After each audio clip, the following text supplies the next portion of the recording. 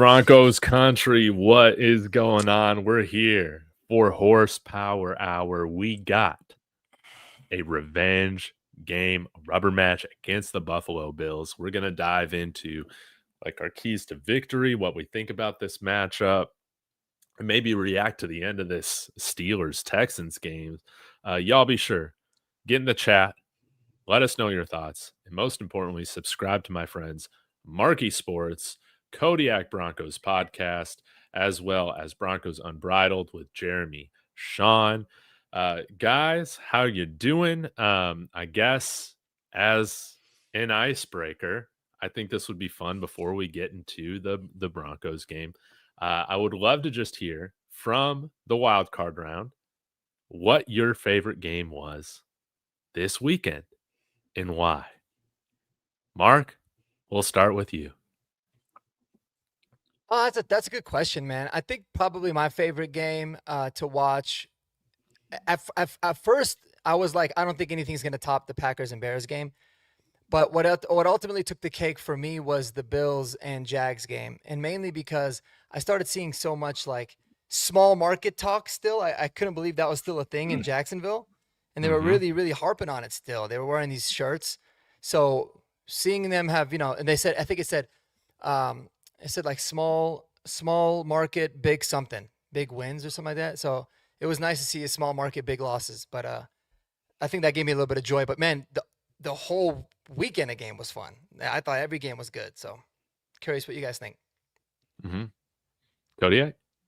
I don't know why, but I just really liked seeing Kyle Shanahan go into Philadelphia, a completely undermanned 49ers team and knocking off the defending Super Bowl champions. Like, I don't know. I feel like it's always cool seeing somebody else new win it, but San Francisco had every excuse not to win that game, and they still came to fight. And it's honestly hilarious because Eagles fans, whenever one thing goes wrong, they act like Jets fans. They're acting like I don't know. They act like everybody's a terrorist within that organization. They're like, fire Sirianni. They're just like, trade Hurts. And it is funny to see them kind of melt down like that. So yeah, that was my favorite one. Jeremy? I'll go Panthers Rams just to start it off. I thought that was way better game than I expected it to be.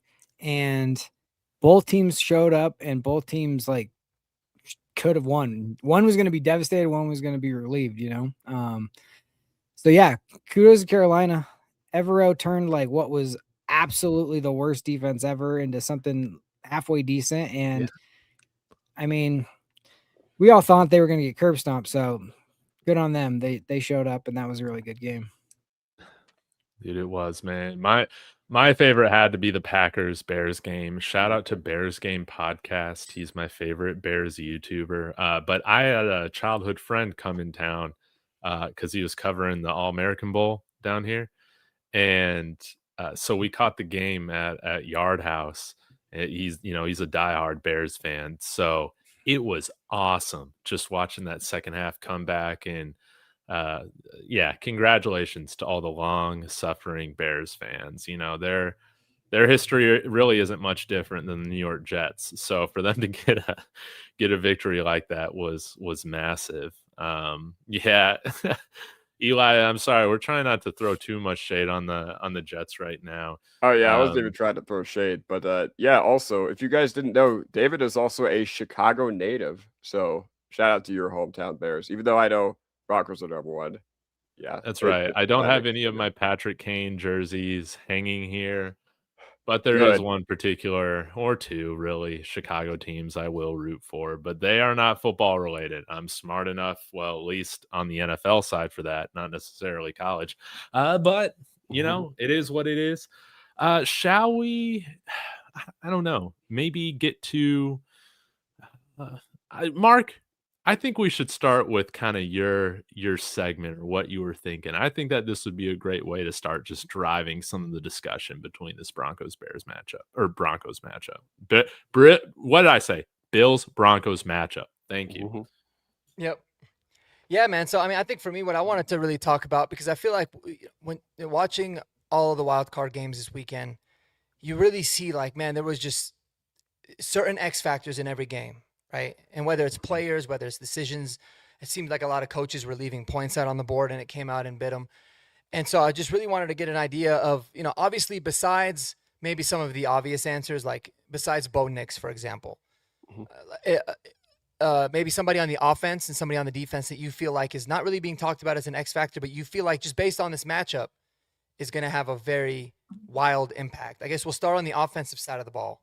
And David, you rarely get to go first, so start it off. If you start on the offensive side of the ball. Okay. Yeah. Well, I feel like in order for us to win this game, it's not rocket science, but we need our wide receiver one to have a wide receiver one game, man. We need Courtland Sutton particularly to be big in the red zone. Our red zone offense, that's been the one thing I think over the last month or so that we've been concerned about, but we're still winning. So we're like, we're not going to draw too much attention to it. But if for some reason we blow this game, which, we're underdogs, whatever. But if we don't win this game, I think it's because of our red zone execution or lack thereof. We need Courtland Sutton, I think, to have at least one touchdown. I love it. Jeremy. Yeah, I did 4 for each one just to be safe. So Court was my number one, but that's fine. And I agree. Court, I don't even think he needs a touchdown necessarily. It's just those third downs, and we can't have those early drops that we've had all season long from him. He's got to be locked in, and he's not the biggest yak guy of all time by any stretch, but like now's the time where you have to be diving for first downs and stretching out. So I'll stick with the wide receivers, and I think Eli and I were on the same page here. Pat Bryant, I just loved his explosiveness and his just overall vibe that he carried into that last game of the year.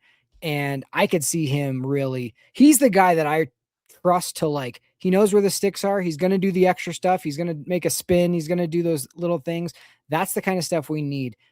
And let me reiterate, I'm going to say it all hour. No drops this week.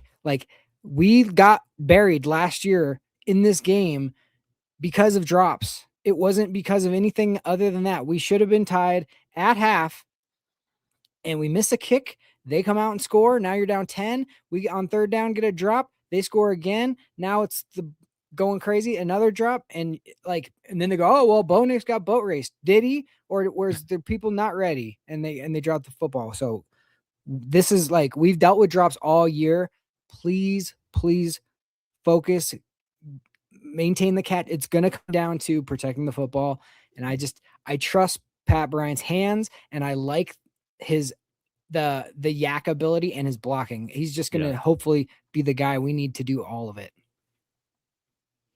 Yeah, I like the idea of getting Sutton a quick screen first play of the game. Let him drop it. Let him get it out of the system. Yeah, so we can move on. That always seems like it's the thing.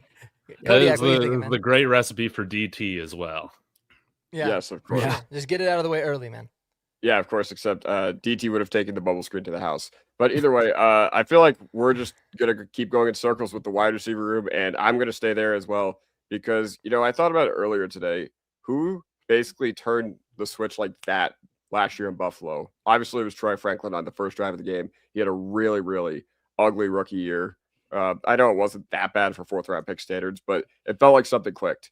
And he looked a lot better in the offseason, and that continued early into the season. But what were the games where Bo did best this year?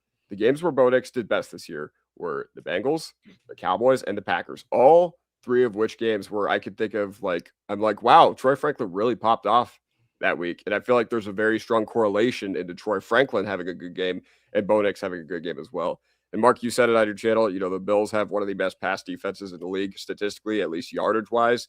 Now, if they actually play up to that, I think we can take advantage of that vulnerability, but it's going to be a big task for our receivers to step up. And yeah, either way, I think Troy Franklin's going to be our X factor for this game. If he has a good game, then I think we're going to be a really, really tough out in the playoffs regardless. Even though we already have a lot going for us, Troy Franklin is what I think can really make this offense hit another level, hopefully all the way to Santa Clara.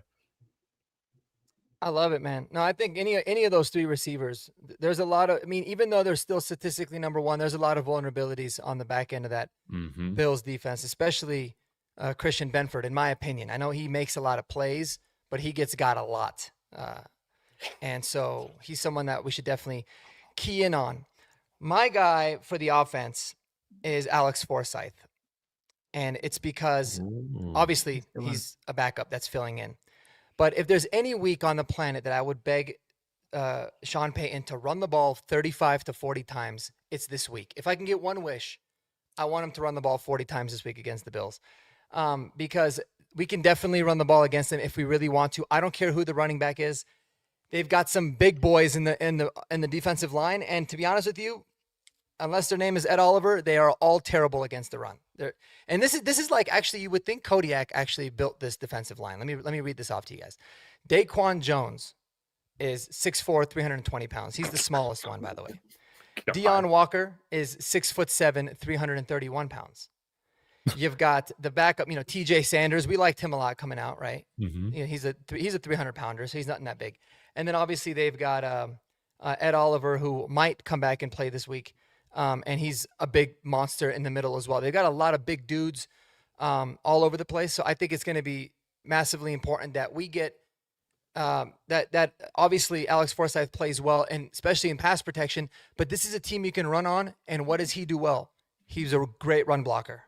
So utilize his strength. That could be a big win-win, I think, for me. So Alex Forsythe, we are depending on you, man, because that we definitely don't want that pocket collapsing. Not in this game, at least. All right, moving over to the defensive side. Real quick, can I shout out two more real quick? Yeah. Just because.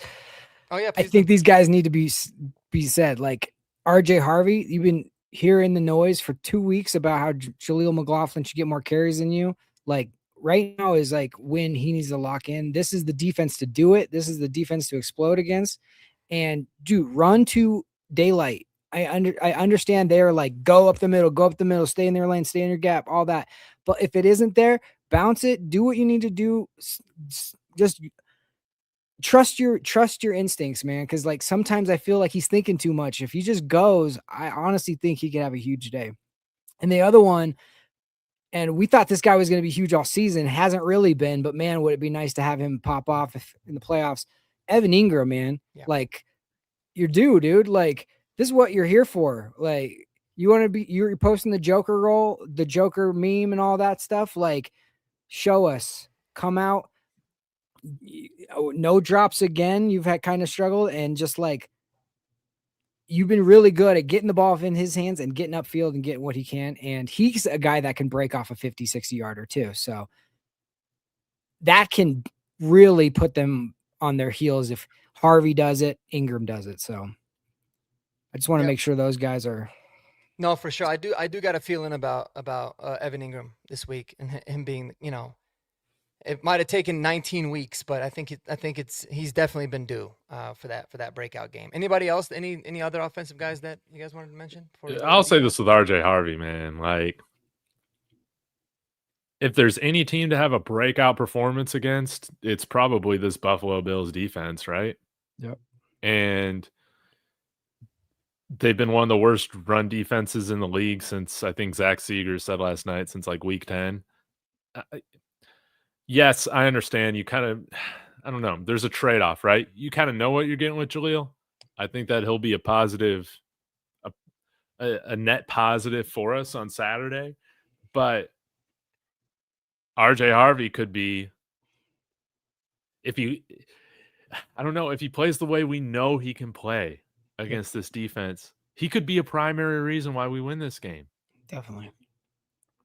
And I just don't think Jaleel has that sort of ceiling.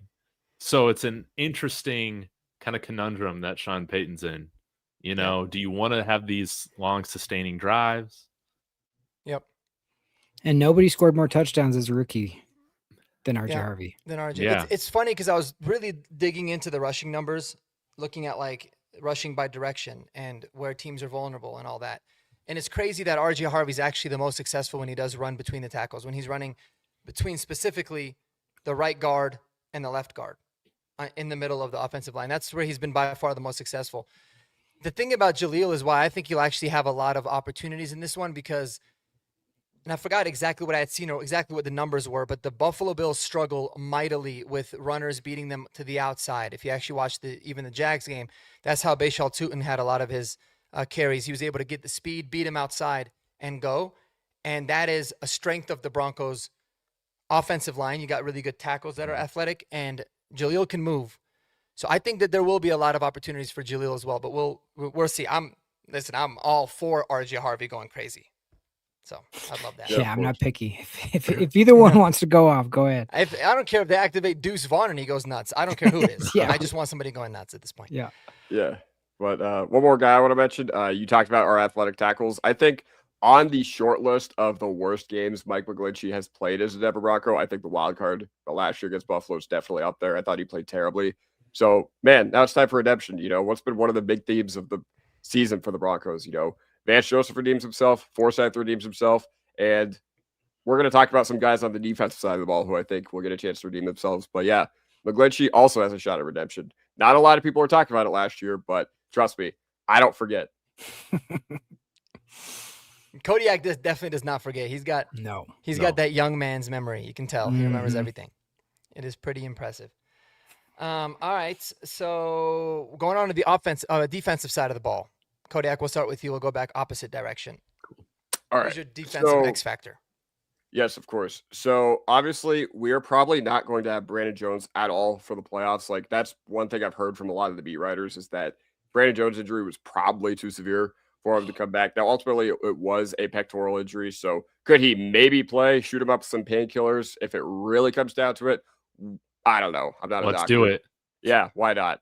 But if you look at one of the guys who I thought was terrible down the stretch last year, and arguably the biggest liability on the defensive side of the ball for us, not just last year specifically, but in the wildcard game against Buffalo, PJ Locke picked a bad time to have his worst performance. But, like I said, the theme of this year has been redemption, and what a prime opportunity it is for PJ Locke to redeem himself. Okay, not only do you have running backs who can catch out of the backfield, but you have tight ends who are a big part of Buffalo's receiving game. And Knox and Kincaid, like statistically, they're not the most I don't know, they don't produce that much in the grand scheme of things, but they're big. They're big on those money downs. I think they have combined 700, 800 yards this year. So you already know that Josh Allen's going to want to target these tight ends because it worked out for them really well last year. So yep, I'm looking for a big game from PJ Locke because honestly, I feel like if he has a really good game in the interior of our defense, like the linebackers and the safeties can have a really good game, really like our chances against this Buffalo offense.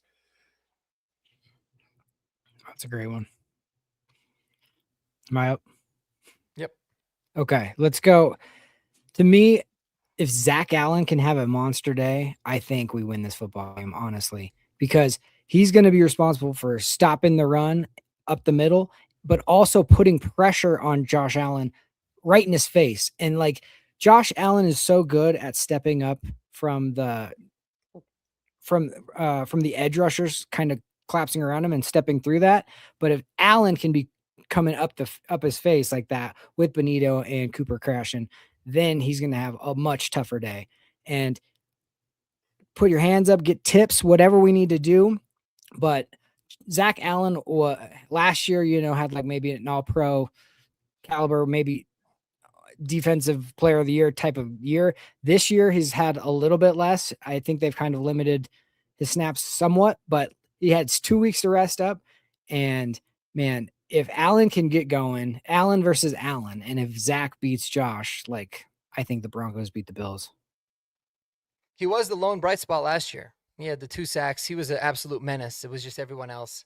It was really him and DJ Jones actually that played well, but everyone else I feel like was just struggling. Even Pat Surtain decided to have his worst game of the season last year against the Bills. David, what you got? I'm going to kind of cheat a little bit.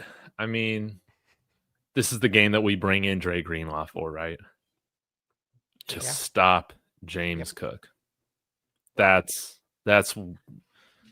I don't care if he's 60% in this game. That is better than Alex Singleton. We need him in this game. We need him playing. I'm expecting him to, right? Mark, you did a video earlier this weekend on him being back, right? That's the expectation? Yeah, that's. Sean seemed pretty confident about it too. So Okay. I think he's going to be back.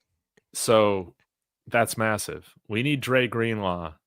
Dude, I can forgive, you missing half the season or whatever it was. More than that. I mean, what did he play? Like 5-6 regular season games?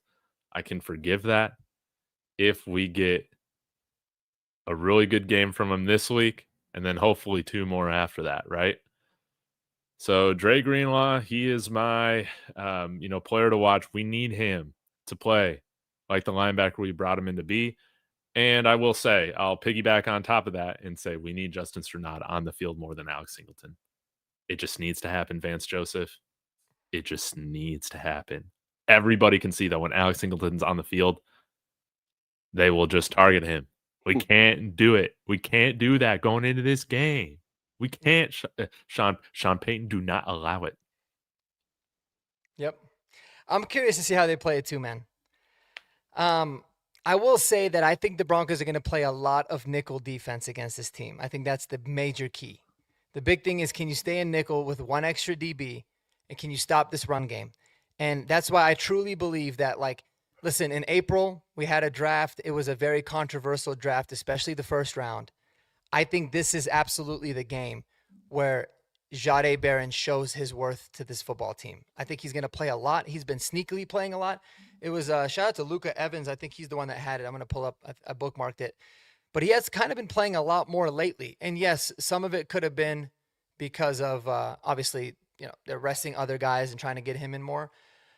But he's been playing a lot more. He is the guy that we know can cover tight ends. He's the guy that can cover the slot. And their best receivers are slot receiver and Shakir. Their second best receiver is their tight end and Kincaid. So he's going to be there. But also, what did we all love the most about Jahdae Barron, or at least one of the best traits of his coming out of college, is that he's extremely good in the run game. In fact, he didn't miss one tackle in college. Wow. If I remember correctly. Yeah. He was a beast in the run game. And so he's going to have to hold up in the run game. He's going to have to make tackles. But I would not be surprised if you see Jahdae Barron in there a lot. I think it would be smart to do it, at least early on in the game. And I think this is going to be where we justify that first-round pick for him. Even though I knew it was more of a 2026 pick, I'm excited for that one. And then I have a second one that I wanted to do. Okay. Because this guy could have been, I don't really have evidence backing this up, but it could have been one of the biggest reasons why the defense struggled so much last year. And that was Jonah Ellis, because he got hurt early. And Dion, I don't know if you guys saw the play I went back and watched it. Dion Dawkins just lit him up, dude. But Jonah Ellis is going to be a major factor, because one thing we know is that dude can chase the quarterback down and he can stop the run. Yep. And that is where Nick Bonito struggled the most last year in this game. He's way better as a run defender now, but they got some big boys on the outside, man. And Nick Bonito, I think what's his name? Just totally blank for him. Jonah Ellis is going to be one of the big factors there. Ooh. Yeah, I love that. I love that take, Mark. I wonder how much he'll be on the field this week. I hope a lot. Yeah.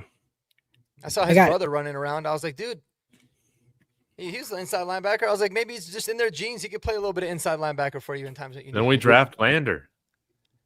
Yeah. We get all three of them on the team.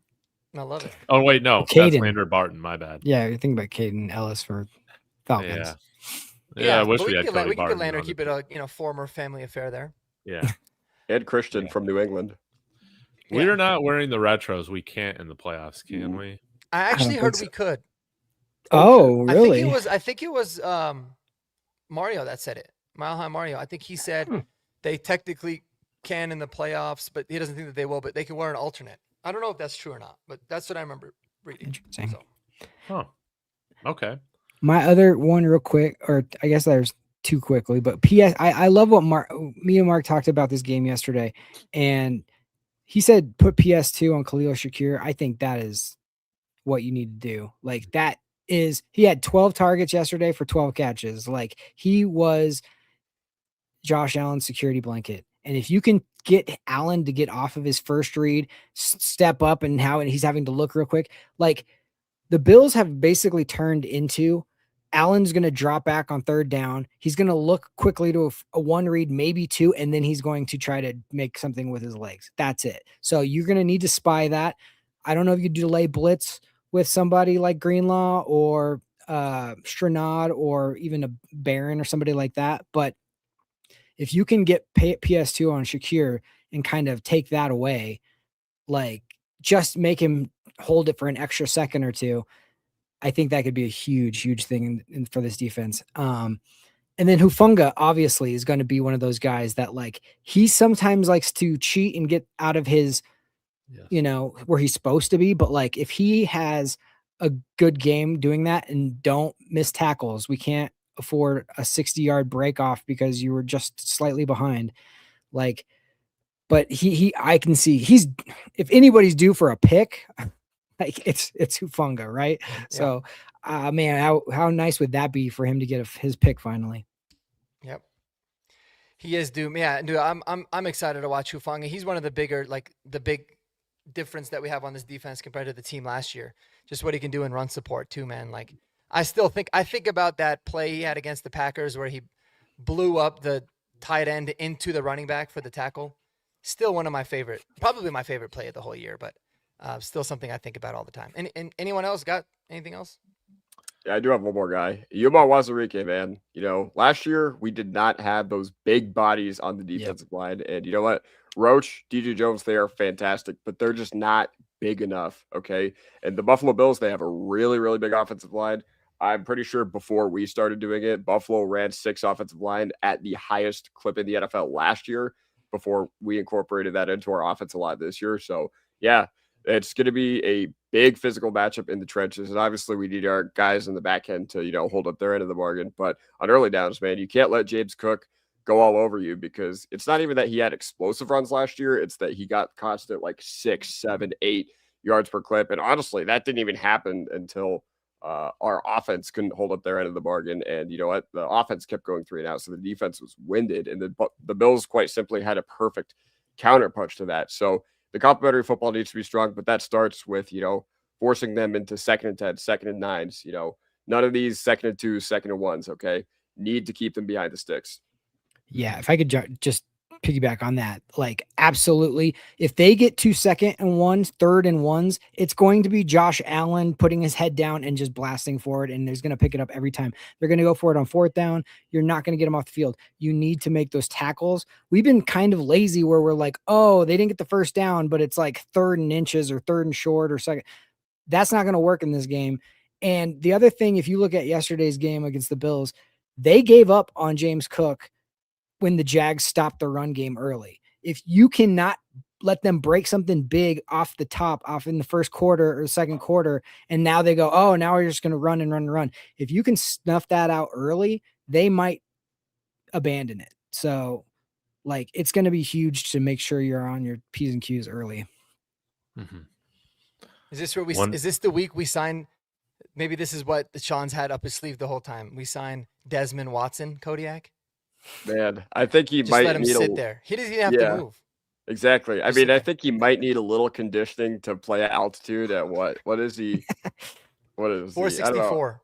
Yeah, apparently he dropped some weight while he was with the Buccaneers and still. All right, 430 pounds then we'll say. We'll give him 30 pounds. Yeah, exactly. So if he's playing at 430 pounds instead of his listed at college 464, then fantastic. Yeah. Oh, I forgot to say, I mean, this is definitely a great matchup for A.T. Perry. It is. He had to be mentioned. Dude, yes. I mean, I'm telling you, dude, if you want to be a beast in the red zone, imagine A.T. Perry, Evan Ingram, Pat Bryant, Cortland Sutton. Just throw it up. And we honestly just activate Caleb Lohner, put him in the slot. And it's basketball at that point. Yeah, exactly. I'm down with that. Oh my gosh. Dude, Rodgers just got sandwiched. It would be hilarious though if A.T. Perry somehow, some way got activated for this game. There was we talked about it a little bit last week. I think there was the surprise deactivation. Oh, is that a touchdown? Dude. Damn. Oh shit. Yeah. Wow. The surprise deactivation of Estime last year, and they elevated Bidet. Who knows, man? Who knows? It's a very slim chance, but it would be hilarious. The ultimate 4D chess. We've just been sitting A.T. Perry all season for this. All season. Yes. All season for that. Sounds like a wet dream to me. Yeah. before we get to y'all segments too, I needed to answer this for my dad before the chat goes away. But what's your take on the VJ distraction? I mean, we've had other coaches here, right, in the past that have interviewed, before a divisional round game, and it hasn't gone so well. I think most famously, we could talk about the 2014 year, dropping those games to the Colts. That was tough. But yeah, VJ had, I want to say, at least 5 interviews. I think it was up to 7 teams interested in him. So that's great. Do you think that him interviewing is going to affect this defensive performance at all? Personally, no. I don't think so. I think enough time has passed. I don't think he's doing any kind of like second interviews or anything, obviously, until next week. So I think it's going to be a clean game, and I think if the defense struggles, I don't think it'll be much because of that. But you never know. Jim Leonard was getting interviews. Darren Rizzi was getting interviews too. So hopefully they're buckled down and ready to rock. Yeah, it seems like everybody interviewed this week. No. And also, would you do me a favor and highlight this comment from Eli Betts saying, why is Jim Leonard taking interviews? I thought he was taking the job once VJ left. Yes, Eli. That being said, I don't know. He's technically still our defensive pass game coordinator, and you can't block other moves, or you can only block lateral moves. So if the Cowboys were hiring him for his assistant head coach pass game coordinator role, which is a role that we created specifically for him on the defensive side of the ball, because our owner is worth $1 trillion. We could pay as many assistant head coach salaries as we want. Then yes, we'd be able to block that. But also, it's not a guarantee that VJ is going to leave. So you know what? I would love to see Jim Leonard get some upward mobility. I think, you look at what he did at Wisconsin, he was crazy good as a defensive coordinator there. And honestly, I hope it's with us. I hope VJ gets another chance to be a head coach in the NFL. That being said, I don't think it'll affect us against Buffalo. I really don't, especially because, the one benefit of us in Seattle is even if we had coordinators, interviewing for other jobs, like I know Clint Kubiak interviewed for a couple, we still had a lot of time off. Now, they weren't focused on the Bills specifically because they didn't know that we were playing them until yesterday, but ultimately we do have that to our benefit as well. Wonderful point. I like the shirt, by the way, Kodiak. Oh, thank you. Very nice, man. Yeah, Very nice. Well, shall we get into, let's see, hold your horses, giddy up? Yes, let's please. do it. Let's do it. Okay. All right. I'll start with David on this one since we're going to keep that theme going. He never gets to go first. If Pat Mahomes can outduel Josh Allen on a regular basis, and Bo Nix can outduel Pat Mahomes on a regular basis, then Bo can outduel Josh Allen this weekend. Giddy up, baby. You're absolutely right. I think one of the things I'm looking forward to so much with this matchup is that Bo Nix has the opportunity to rewrite his narrative. You win this game, everybody starts talking about you as a legitimate, big-time franchise quarterback in the NFL. You beat Josh Allen, everything changes. So we'll have to see. But Bo Nix has the potential, man. We have seen the flashes throughout the year. We've seen the fourth quarter comebacks, the great drives in crunch time. He has ice in his veins. He's built for the moment, just like these other guys are. Yep. I totally agree. Everybody raves at Josh Allen about clutch, Superman cape and yada, yada. But you know what? Yesterday was the first time he ever had won a playoff game on the road, ever.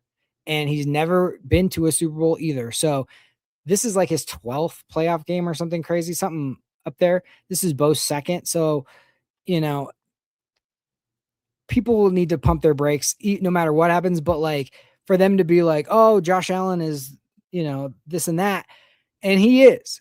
They rely so much on him, but he's never been the number one seed. He hasn't had the home field throughout the playoffs, and that's what Bo's earned this year. So I just feel like if Bo's comfortable and he can get some early stuff going and just use your feet and keep your eyes downfield, I think I have all the faith in the world in him.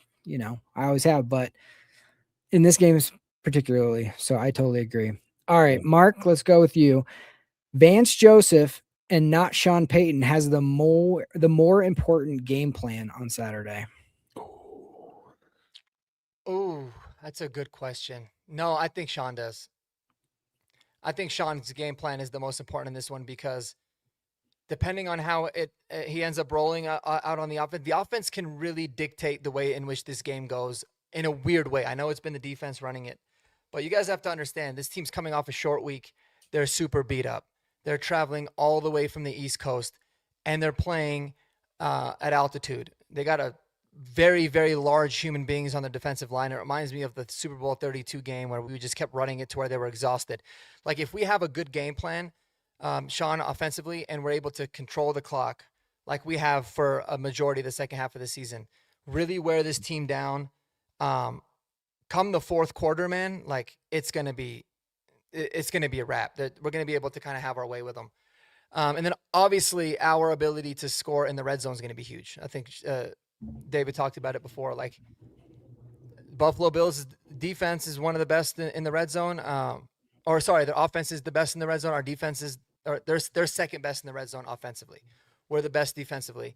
And then on the flip side, our red zone offense has been up and down. At the games that we've been really good and scored touchdowns, I don't think we've lost in those games.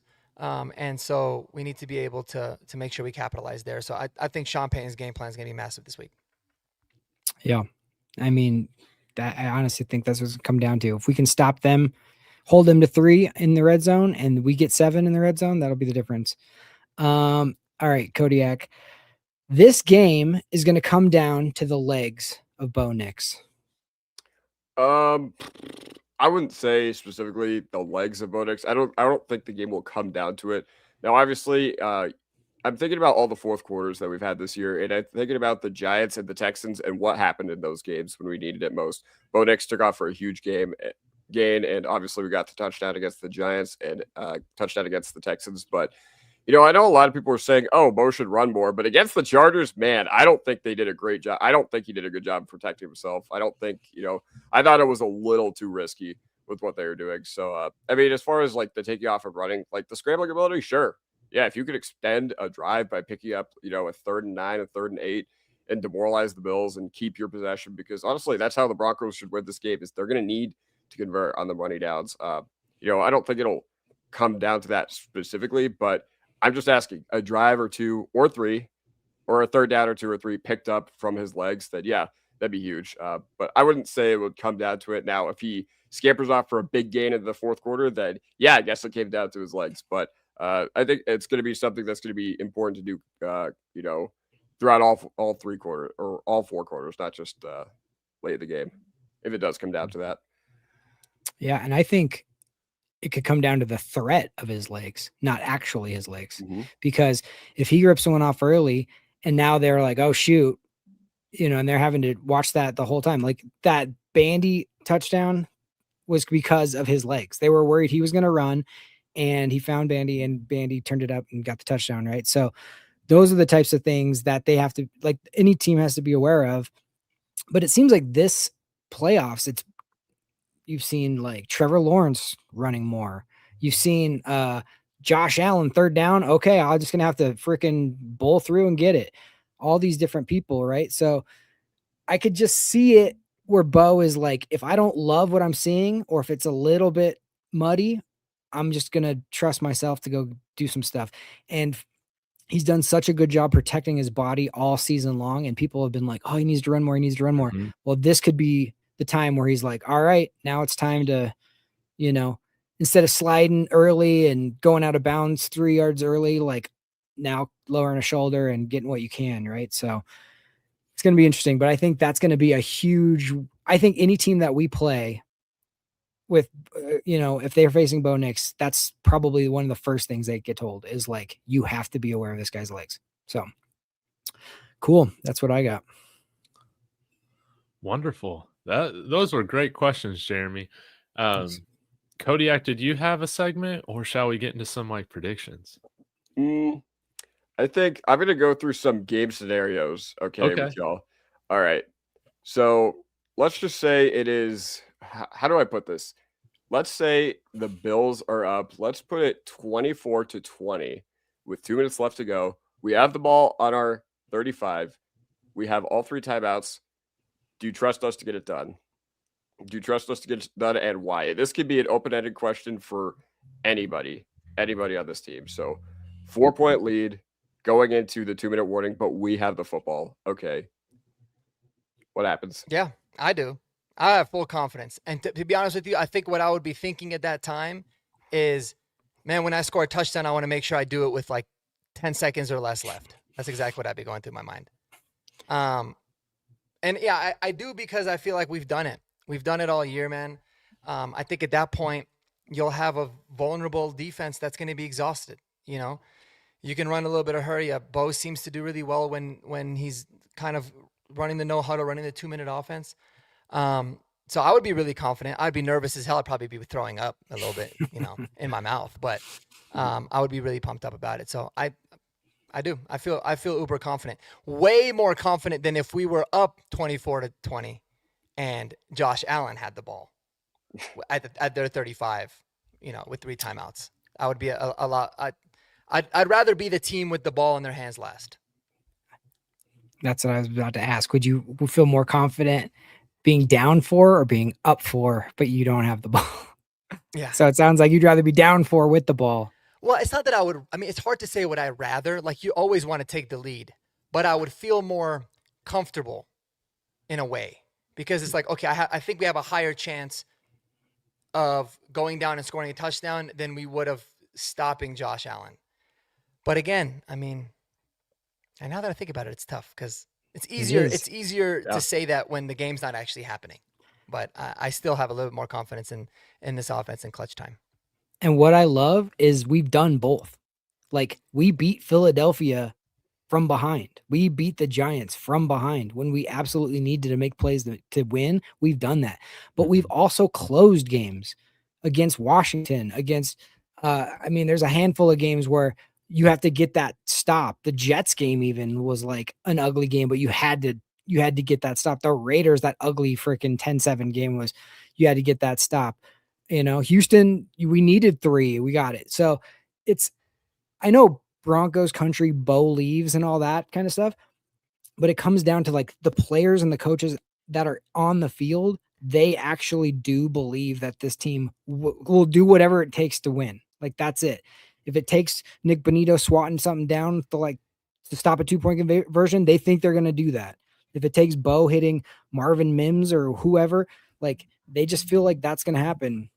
And whether or not they're right, like, Henry Ford, the famous quote is, whether you think you can or you think you can't, you're right. So, like, that's belief is so powerful. And I think if this team wins a Super Bowl, it's strictly because of that belief. Because it's not going to come down to talent anymore. Because, like, we're talented enough to beat anybody. It's a matter of, do we actually believe we can do it? And I do think this team thinks that. I did think Give me the lead. I think it'd be cool to have Riley Moss seal the game for us too. Oh man, wouldn't that just be beautiful? And now that I think about it too, I mean, the lead makes sense because that crowd noise is going to be insane. I mean, it's going to be insane. But again, it's like, man, I don't know. I believe so much in Bo Nix to the point where, like, I want him to become feared around the league in crunch time, like you fear Mahomes, like I fear Josh Allen, and saying, like, I'd rather my guy have the ball in his hands than the other guy. And this defense has been fantastic this year, but they've had their moments in crunch time games, I feel like. And then you put the ball in the hands of the referee a lot. They're going to throw it towards Riley. They're going to call some PI. Those things, shit like that you worry about. So man, they better swallow their whistle on any of that hand fighting and stuff. They better. Yeah. I feel like they've been a little bit better at that just overall in the playoffs. But do you guys know, I guess it's not announced yet, which officiating crew we're getting? Yeah. Mark said Carl it in the Cheffers. Discord.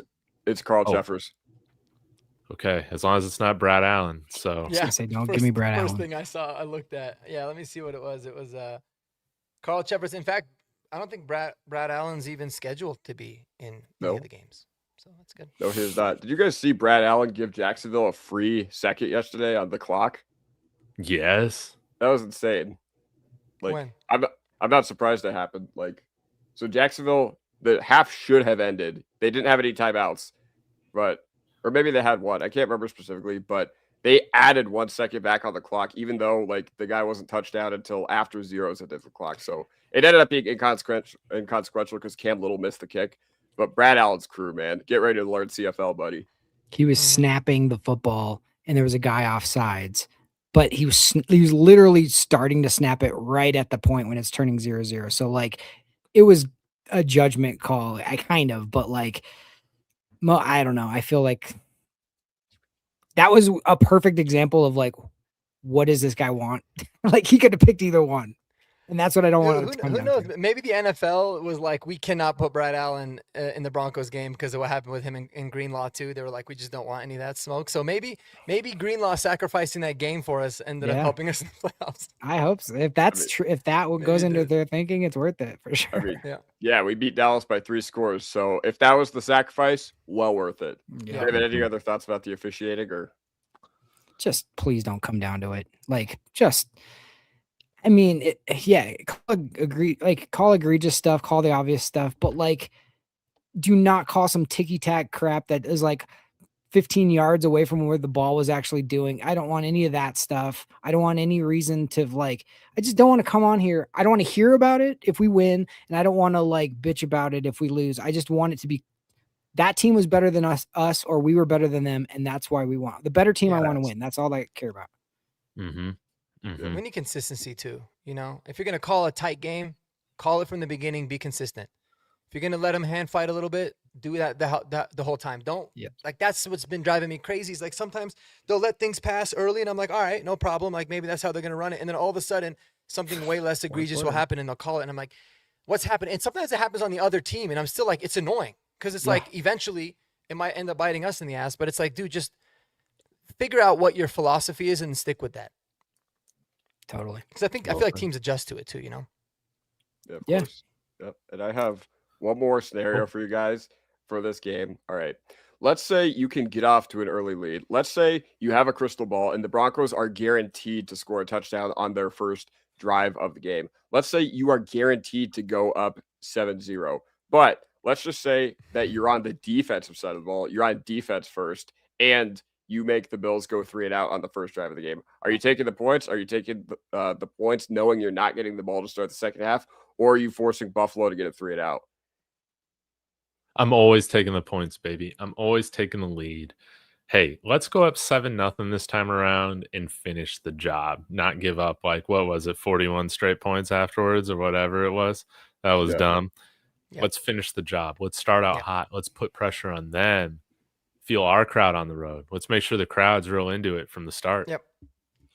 Yeah, I think yesterday, the Chargers game, like, they made a mistake by not going up 3 early. And I think the thinking probably was like, oh, this is going to be more of a shootout game than it is going to be a defensive game because of the way that the Patriots had played, like with, had a lot of scores and all that. And obviously it was very different than that. And now you're like, oh, the whole game you're chasing those 3 that you didn't pick up. I mean, I get it to be aggressive, but like, it seems like all the analytics about going for things on 4th down, once it comes to playoff time, it kind of inverts. It kind of goes the other way where it's just like, just make sure you get like, you know what I mean? Like take the 3, whatever, like points are a premium in the playoffs because everything tightens up so much more. So that's what I would do. Yeah. Mm-hmm. Yep.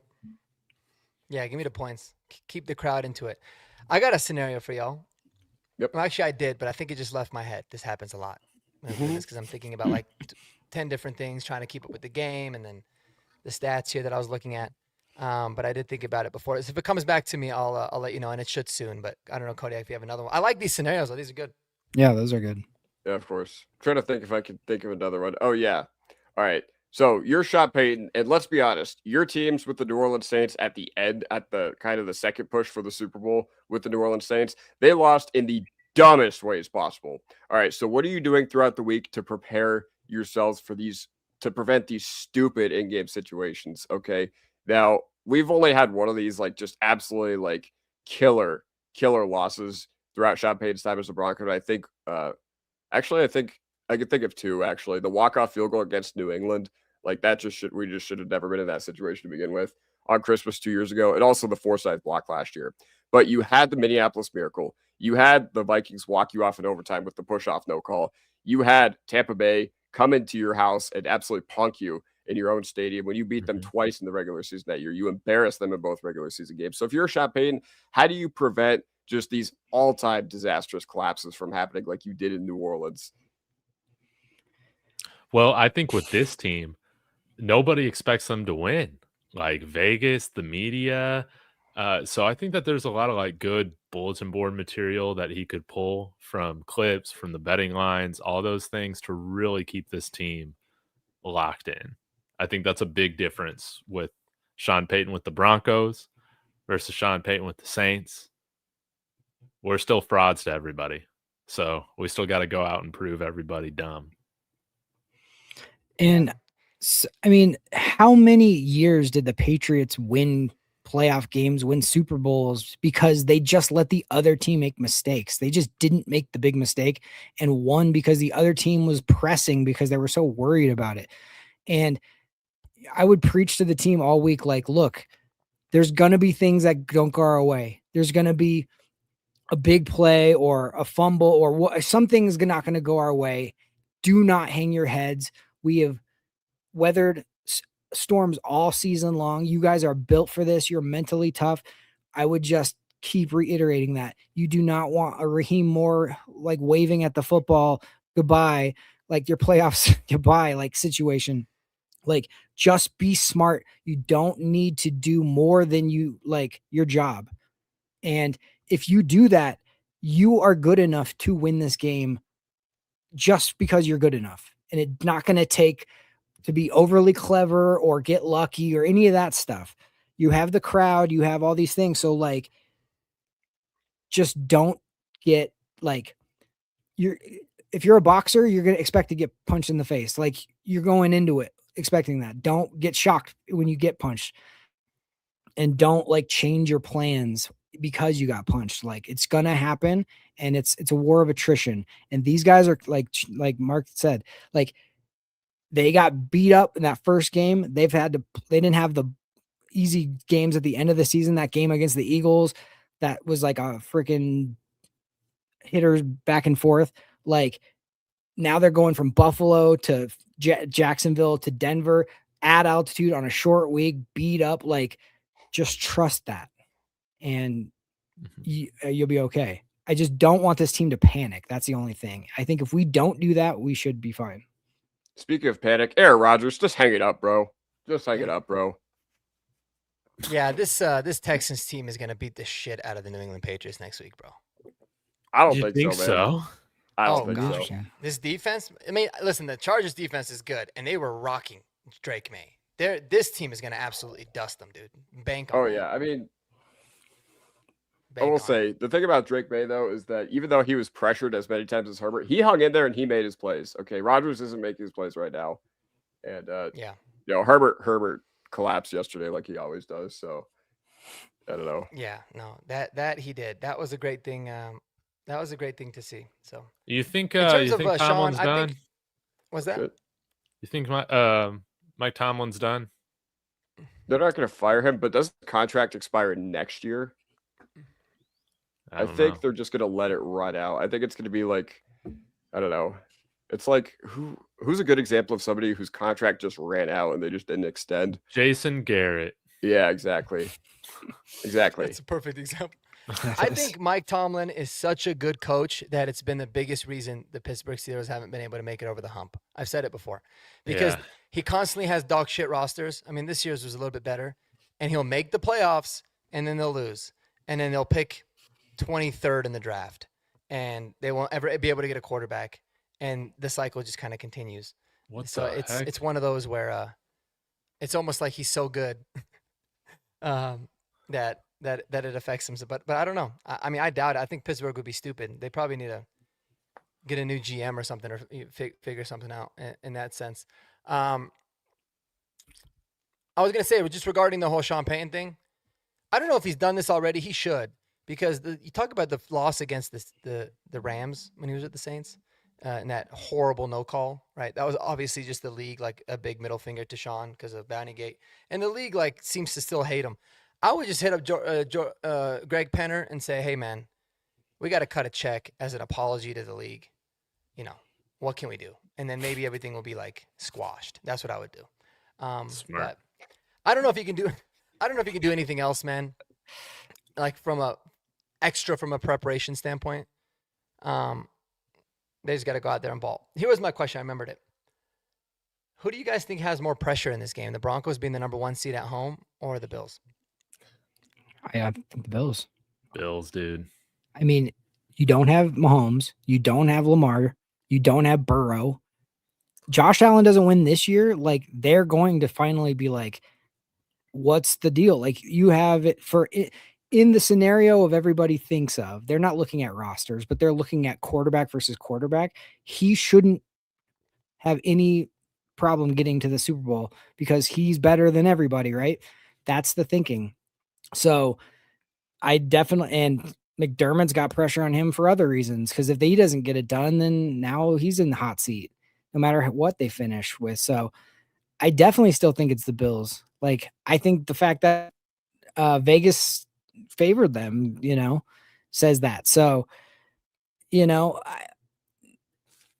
I love where we're sitting. I love being the home team, number 1 seed, and also not having the pressure on us. Like, that to me is like perfect. And we're going to, use that as fuel. So, dude, we're underdogs. I can't believe it, man. Yeah, the pressure's on Buffalo. Absolutely. This is the year they don't have to face the Chiefs.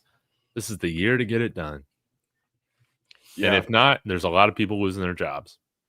Yep. Yeah. And the narrative will be, if they don't get it done against us on Sunday or Saturday, the narrative will be that they choked. But the reality of the situation is they were far better. They had far better teams in years where they just couldn't get over the Chiefs hump. And it just is what it is. Yep. And ultimately, yeah, I mean, statistically speaking, they've gone from, having that flashy passing game when Dable was there to, with Allen and Diggs to, being a run-first offense, focusing on tight ends, drafting Kincaid, drafting Hawes, getting all those big offensive linemen. Aaron Kromer does a fantastic job as the offensive line coach in Buffalo as well. But, I think this is simultaneously their best chance and probably the worst roster they've had around Josh Allen in a long time. So either Allen is him and he gets it done, or Sean McDermott is just really the worst playoff coach ever. And like just like you said, if Allen doesn't get it done, it's not on him. It's the roster, but they will blame him. Just like they do with Bo Nix, the same thing. If Bo Nix, whatever, that's always quarterback versus quarterback, even though this is clearly a team game. Like, they always do that.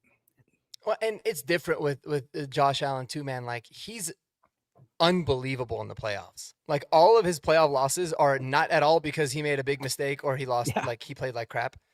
They showed it. He's leading in everything: touchdowns, yards average per game, touchdown interception ratio, everything. So like, he always does his part. And hopefully it just means that he keeps losing. That would be great for this week.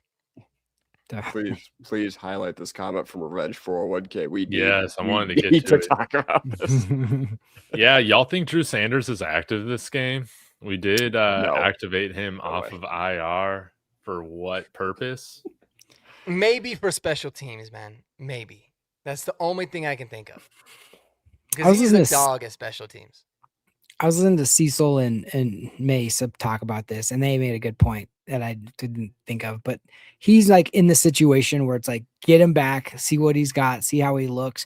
And if we get past this week and if there is an injury down the line, even going into if we go to the Super Bowl, whatever, then you can be like, okay, now we need you, kind of a thing. I think it's kind of like break glass in case of emergency type of situation more than it is of like, oh, good, he's back, let's get him on the field. So should have kept Garrett Wallow, man. He's out there making plays for the San Francisco 49ers. I know, man. Looking better than all of our linebackers.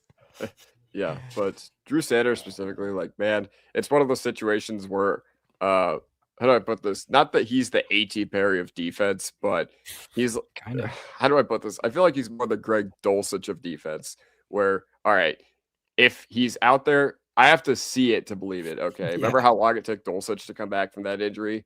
All right. Now, the difference is Drew Sanders played one snap against the Chargers last year in one of our really, really big games, and he got a sack. But he also played a handful of other snaps. I'm pretty sure, didn't he have one pass coverage snap, Mark, and he missed the tackle? Yeah. So, like, yeah, it's like he had one I don't tackle know. actually in the wild card game. Exactly. So he had one opportunity to tackle somebody and he missed. He had 100% missed tackle rate. That was pretty impressive. yeah. Yeah, no, I'm good. Either way. I'm good. I'm good with the whole Drew Sanders thing. I mean, I think we joked about it in the Discord. We said like he's the player that I talk about the most that I also completely forget is on this team. And that's just kind of Drew Sanders in a nutshell. It'd be amazing if he worked. I'm all for bringing him back next year and letting him go through camp and blah blah blah. But for this year, it's like I'd rather.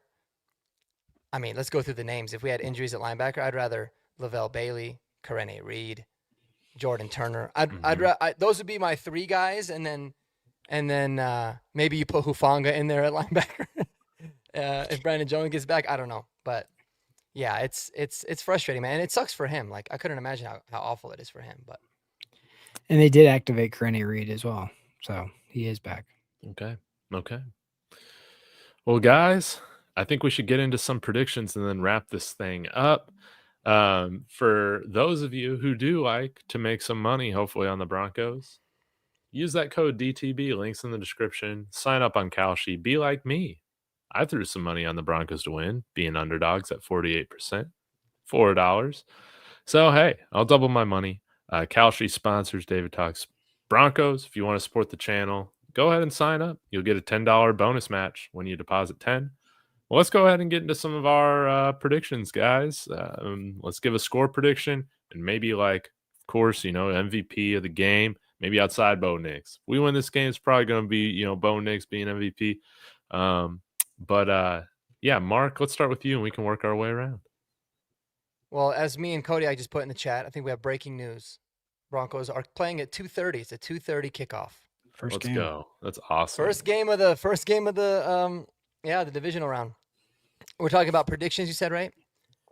Mm-hmm. I think it's going to be a really good game, man. I really do. I think the Broncos are going. This is so different than the last matchup in so many different ways. I think we're a much better team in all phases. I don't think Buffalo is necessarily as strong. I think that them coming off a short week, having to come and play here is big. It's a big advantage to kind of close that gap. I've been going back and forth, man, because this is the matchup that I didn't want, but I believe in this team. They've given me no reason all year to not believe that this is what they're made of.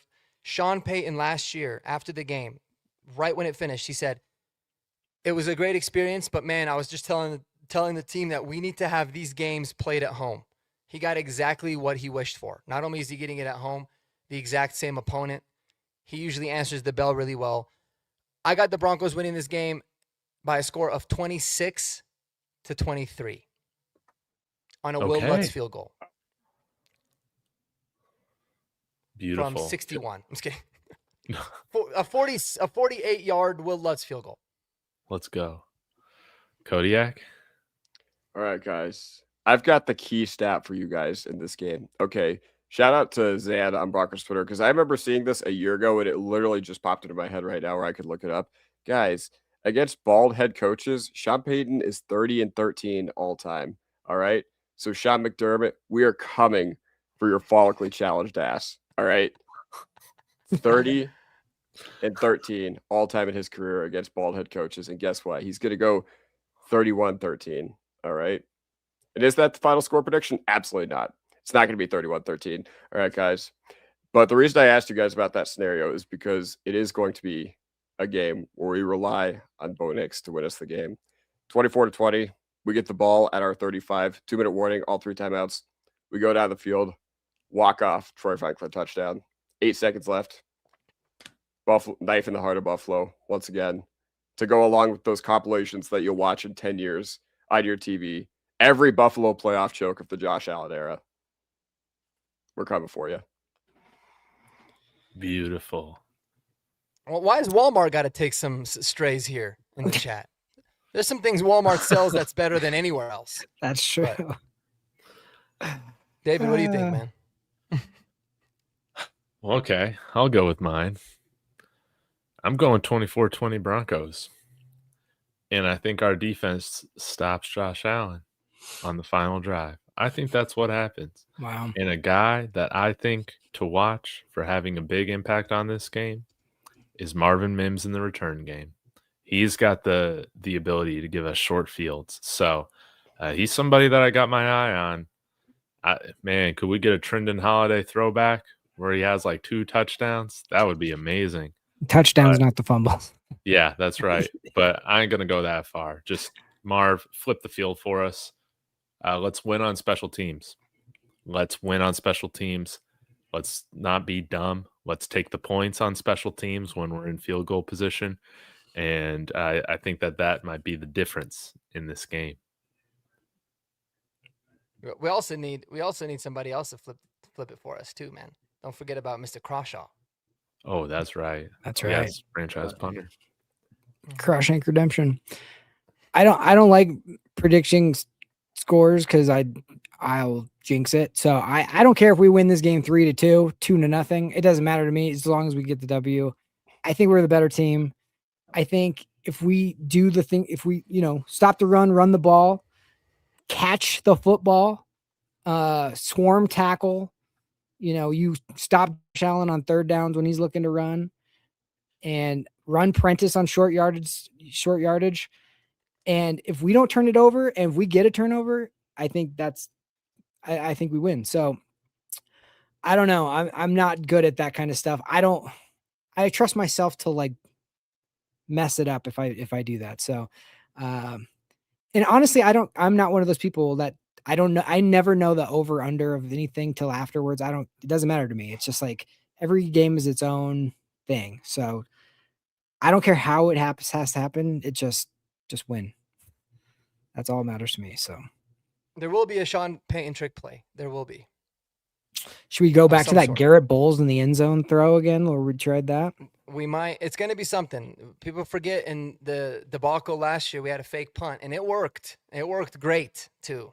So he's got the onside kick in the Super Bowl. Sean Payton is cooking up something. I don't know what it is yet, and I don't know if it'll work, but he's cooking something up.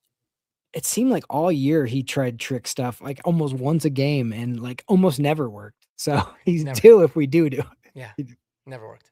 Yeah. All right, guys. Well, we'll be back to talk about it, and hopefully we can be on Monday night talking about a Broncos win. Horsepower hour, baby. It's going to be awesome. Y'all be sure. Again, want to shout out everybody in the chat. Y'all are fantastic tonight. Again, sorry to start a little bit late. That was my fault.